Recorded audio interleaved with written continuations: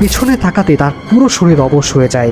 যে দুজন কালো বোরকা পরা মহিলা কিছুক্ষণ আগে রাস্তার পাশে দেখেছিলেন তিনি, তারা এখন ভ্যানের পেছনে বসে আছে, ঠিক লাশটার পাশে। চলন্ত ভ্যানে তারা উঠলো কখন, কিভাবে, তিনি কিছুই বুঝতে পারেন না। মহিলাগুলো একদম চুপচাপ বসেছিল, তাদের মুখ পুরো ঢাকা।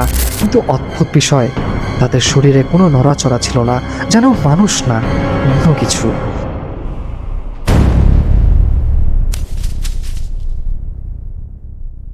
গ্রামের ফাঁকা নির্জন রাস্তা, সেই সাথে একটি বেয়ারিশ লাশ। ঠিক এই ধরনের একটি ঘটনাই আজকে আপনাদের পড়ে শোনাবো আমি। আশা করছি আপনারা সবাই ভালো আছেন। সবাইকে স্বাগতম হন্ট স্টুডিওর আরও একটি এপিসোডে। আমি ইব্রাহিম আছি আপনাদের সাথে। আজকে যে ঘটনাটা শেয়ার করব, সেই ঘটনাটি আমাদেরই একজন শ্রোতা আমাদেরকে পাঠিয়েছে। ঘটনাটিতে যাওয়ার আগে আপনাদেরকে জানাতে চাই, আপনারা যারা যেখান থেকে আমাদের হন্ট স্টুডিও শুনছেন, কমেন্ট করে জানিয়ে দিন কেমন লাগছে আমাদের এপিসোডগুলি এবং কেমন লাগছে আমাদের ঘটনাগুলি। আপনি চাইলে আপনার ঘটনাও আমাদের কাছে পাঠাতে পারেন আমাদের ইমেল অ্যাড্রেসে, যে ঘটনাটি আমি পড়ে শোনাবো। আপনি চাইলে ভিডিও রেকর্ড করেও আপনার ঘটনা আমাদের কাছে পাঠিয়ে দিতে পারেন। আমি সরাসরি চলে যেতে চাই ঘটনায়, কারণ ঘটনাটা বেশ বড় এবং আশা করব এই ঘটনাটি আপনাদের সবার অনেক বেশি ভালো লাগবে। তিনি যেভাবে লিখেছেন আমি ঠিক সেভাবেই পড়ে শোনাবো। আসসালামু আলাইকুম ইব্রাহিম ভাই, আশা করি ভালো আছেন। আমি মুশফিক হাসান চট্টগ্রাম থেকে লিখছি। অনেকদিন ধরেই আপনাদের শো শুনি, বিশেষ করে রাতে একা হেডফোন লাগিয়ে শুনতে আমার ভালো লাগে। অনেক ঘটনাই শুনেছি, কিন্তু আজ যে ঘটনাটা লিখতে বসেছি এটা আমার নিজের সাথে না ঘটলেও আমার খুব কাছের এক মানুষের সাথে ঘটে। মানুষটা হচ্ছেন আমার দুলা ভাই। উনি জীবনে খুব কম কথা বলা মানুষ, অযথা ভয় দেখানোর মতো গল্প বানানোর মানুষও না। বরং এই ঘটনাটা নিয়ে উনি অনেক বছর কারোর সাথে ঠিকমতো কথা বলেননি। কিছুদিন আগে এক রাতে পারিবারিক আড্ডার সময় উনি প্রথম ঘটনাটা খুলে বলেন সবাইকে। শোনার পর থেকে আমি নিজেও অস্বস্তিতে আছি, তাই ভাবলাম ঘটনাটা আপনাদের কাছে পাঠাই। ঘটনাটা প্রায় অনেক বছর আগের। তখন আমার দুলাভাই বিদেশে কাজ করতেন। সেই সময় দেশে আসেন বিয়ের কথাবার্তা চলছিল বলে। বহু বছর পর গ্রামের বাড়িতে ফিরেছিলেন তিনি। আগের মতো তখন এত সহজ যোগাযোগ ব্যবস্থা ছিল না। রাতের দিকে বাস বদলাতে বদলাতে যখন তিনি গ্রামের কাছাকাছি পৌঁছান, তখন অনেক রাত হয়ে গেছে। চারপাশ প্রায় ফাঁকা, দোকানপাট বন্ধ, দূরে দূরে কুকুর ডাকছিল শুধু।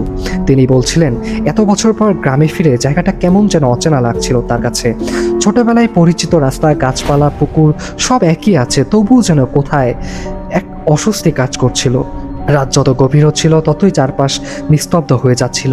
তিনি রাস্তার পাশে দাঁড়িয়ে অনেকক্ষণ রিক্সা বা ভ্যানের অপেক্ষা করেন, কিন্তু কিছুই পাচ্ছিলেন না। সাথে আবার বড় দুইটা লাগেজ ছিল, একা এত দূর হাঁটাও সম্ভব না। অনেকক্ষণ পর অনেক দূর থেকে একটা ভ্যানের আলো দেখা যায়। ধীরে ধীরে ভ্যানটার কাছে আসতে থাকে। তিনি প্রথমে একটু স্বস্তি পান, কিন্তু ভ্যানটা কাছে আসতেই তার শরীর ঠান্ডা হয়ে যায়। ভ্যানের ভিতরে বাসের উপর একটা চাটাই পেঁচানো ছিল, আর সেটা দেখে খুব সহজেই বোঝা যাচ্ছিল ভেতরে একটা মানুষের লাশ রাখা। তিনি বলছিলেন ওই মুহূর্তে তার কাছে মনে হচ্ছিল ভ্যানটা যাতে চলে যায়, কিন্তু আবার এত রাত, নির্জন রাস্তা, সাথে বড় দুইটা লাগেজ, সব মিলিয়ে তিনি দ্বিধায় পড়ে যান। ঠিক তখনই ভ্যান চালক নিজে থেকেই বলে ওঠে, কোথায় যাবেন ভাই?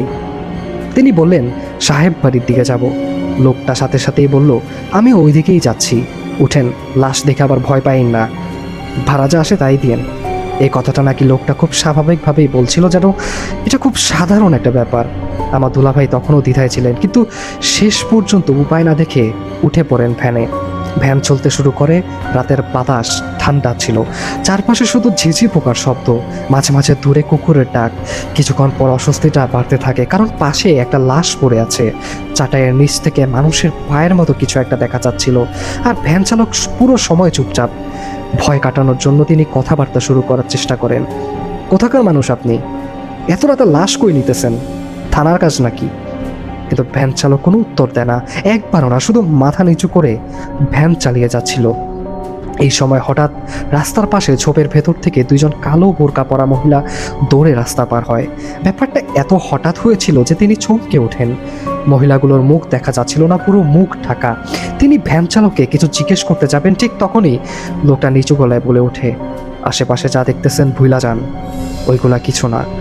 এই কথাটা শোনার পর তার বুকের ভেতর কেমন যেন করে ওঠে, কারণ এতক্ষণ যে লোকটা একটা কথাও বলছিল না, সে হঠাৎ করে এই কথা বলল কেন? এরপর তিনি খেয়াল করেন ভ্যানটা গ্রামের সেই কুখ্যাত রাস্তার দিকে ঢুকে পড়েছে। জায়গাটার নাম ভুইয়া বাড়ির রাস্তা। ছোটবেলা থেকেই এই রাস্তা নিয়ে নানান ভয়ানক কথা শোনা যেত। রাতে মানুষ নাকি এই রাস্তা এড়িয়ে চলতো।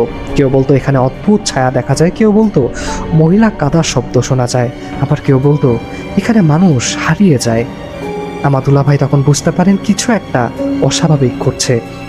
তিনি আবার জিজ্ঞাসা করেন, এই লাশটা কার? আপনি আসলে কে? কোনো উত্তর আসে না। তারপর তিনি একসময় পেছনে তাকান, আর পেছনে তাকাতে তার পুরো শরীর অবশ হয়ে যায়। যে দুজন কালো বোরকা পরা মহিলা কিছুক্ষণ আগে রাস্তার পাশে দেখেছিলেন তিনি, তারা এখন ভ্যানের পেছনে বসে আছে, ঠিক লাশটার পাশে। চলন্ত ভ্যানে তারা উঠল কখন, কিভাবে, তিনি কিছুই বুঝতে পারেন না। মহিলাগুলো একদম চুপচাপ বসেছিল, তাদের মুখ পুরো ঢাকা, কিন্তু অদ্ভুত বিষয়, তাদের শরীরে কোনো নড়াচড়া ছিল না, যেন মানুষ না, অন্য কিছু। তিনি বলছিলেন ওই মুহূর্তে তার মনে হচ্ছিল তার বুকের ভেতর হৃৎপিণ্ডের শব্দ বাইরে থেকেও শোনা যাচ্ছে। তিনি কথা বলতে চাইছিলেন কিন্তু গলা শুকিয়ে যাচ্ছিল। হঠাৎ ভ্যান চালক একটা চিৎকার দেয়। চিৎকারটা নাকি মানুষের মতো শোনা যাচ্ছিল না। ওই শব্দ শুনে আমার দুলাভাই আর কিছু চিন্তা করেননি। লাগেজ, ব্যাগ সব কিছু ফেলে তিনি নাকি ভ্যান থেকে একটা লাফ দেয়। তারপর অন্ধকার রাস্তা ধরে দৌড়াতে থাকেন। দৌড়াতে দৌড়াতে কিছু দূর গিয়ে হঠাৎ তার মনে হয় পেছনে আসলে কি হচ্ছে সেটা একবার দেখা দরকার। তিনি পেছনে তাকান, আর যে দৃশ্যটা দেখেন সেটা নাকি তিনি আজও ভুলতে পারেননি। তিনি দেখেন সেই দুজন কালো বোরকা পরা মহিলার সাথে আরও 4 জন মহিলা এসে ভ্যান চালকটাকে ঘিরে ফেলেছে। সবাই কালো কাপড়ে ঢাকা। তারা মিলে লোকটাকে মাটিতে ফেলে মারছে, ভয়ঙ্করভাবে মারছে। কিন্তু সবচেয়ে অদ্ভুত বিষয়টা হলো ভ্যান চালক কোনো কথা বলছিল না, কোনো চিৎকার চেঁচামেচি করছিল না, কোনো সাহায্য চাচ্ছিল না, শুধু চুপচাপ মার খাচ্ছিল। চারপাশের পরিবেশটাও নাকি তখন অস্বাভাবিক হয়ে গিয়েছিল। বাতাস থেমে গিয়েছিল, গাছের পাতা পর্যন্ত নড়ছিল না। এই দৃশ্য দেখে তিনি আর 1 সেকেন্ডও দাঁড়াননি, আবার দৌড়াতে শুরু করেন। দৌড়াতে দৌড়াতে একসময় বাড়ির সামনে গিয়ে পড়ে যান। এরপর আর কিছু মনে নাই তার। পরদিন সকালে তিনি জ্ঞান ফেরেন সেই বাড়ির ভিতরে। বাড়ির ভিতরে তাকে মানুষ আশ্রয় দিয়েছিল। তারা বলেছিল গভীর রাতে বাড়ির সামনে অজ্ঞান অবস্থায় পড়ে থাকতে ভেতরে নিয়ে যায় তাকে। কিন্তু আশ্চর্যের বিষয়, তিনি ওই রাতের ঘটনা কাউকে বলতে পারেননি। ভয় করছিল, মনে হচ্ছিল বললেই আবার কিছু একটা হবে। তবে তার মাথায় বারবার একটা প্রশ্ন আসছিল, লাশটা কার ছিল, মহিলাগুলা কারা ছিল, আর ভ্যান চালকটাই বা কে ছিল? শেষ পর্যন্ত তিনি থানায় যান। সেখানে গিয়ে জানতে পারেন 2 দিন আগে একটা লাশ চুরি হয়েছিল। এই কথা শোনার পর তিনি পুরোপুরিভাবে ভেঙে পড়েন। এরপর গ্রামে খোঁজ খবর নিয়ে আরও ভয়ঙ্কর একটা তথ্য জানতে পারেন যে ভ্যান চালকটাকে সেদিন রাতে এনেছিল, সেই ওই রাতেই মারা যায়।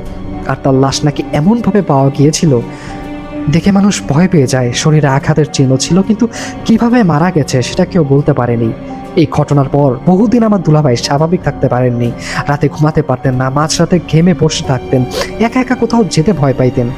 বিশেষ করে কালো কাপড় পরা কাউকে দেখলেই অস্থির হয়ে যেতেন। পরে গ্রামের এক ইমামের কাছে পুরো ঘটনা খুলে বললে তিনি বলেন ওই কালো বোরকা পরা মহিলাগুলো আসলে মানুষ ছিল না, খারাপ জিন ছিল, নাকি তারা নাকি লাশটার সাথে খুব খারাপ কিছু একটার জন্য নিয়ে যাচ্ছিল। আর ভ্যান চালকটা প্রথমে মানুষই ছিল, কিন্তু সেই জিনগুলোর ফাঁদে পড়ে সেই ভ্যান চালক। ইমাম সাহেব কিছু পানি পড়া দেন, কিছু আমল দেন। ধীরে ধীরে তিনি স্বাভাবিক হন, কিন্তু আজও তিনি রাতের বেলা ওই রাস্তার নাম শুনলে অস্বস্তিতে বোধ করেন। আমি জানি না ঘটনাটা ব্যাখ্যা করার মতো কোনো যুক্তি আছে কিনা, কিন্তু ওনার চোখে রাতের ভয় আমি নিজের চোখে দেখেছি। মানুষ অভিনয় করে, এমন ভয় দেখাতে পারে না। ঘটনাটা ভালো লাগলে হন্টেড স্টুডিওতে অবশ্যই শেয়ার করবেন। আপনাদের জন্য অনেক দোয়া ও শুভকামনা রইল। এই ছিল ঘটনা, আমি পড়ে শোনালাম ঘটনাটা। আশা করব এই ঘটনাটি আপনাদের সবার অনেক বেশি ভালো লাগবে। ঘটনাটা খুবই অদ্ভুত এবং আমি মনে করি ঘটনাটা আপনাদের সবার ভালোই লাগবে। আপনারা অবশ্যই কমেন্ট করে জানাবেন কেমন লেগেছে এই ঘটনাটি। আমি আজকের মতো এখানেই শেষ করব হন্টেড স্টুডিও, এবং ফিরে আসবো নতুন কোনো ঘটনা নিয়ে। আপনারা চাইলে আপনাদের ঘটনাও আমাদের হন্টেড স্টুডিওতে পাঠিয়ে দিতে পারেন। আপনার ঘটনার অপেক্ষায় আমি রইলাম। আজকের মতো আমি ইব্রাহিম এখানে শেষ করছি। সবাই ভালো থাকুন, সুস্থ থাকুন এবং অবশ্যই অবশ্যই হন্টেড স্টুডিওর সাথে থাকুন। আল্লাহ হাফেজ।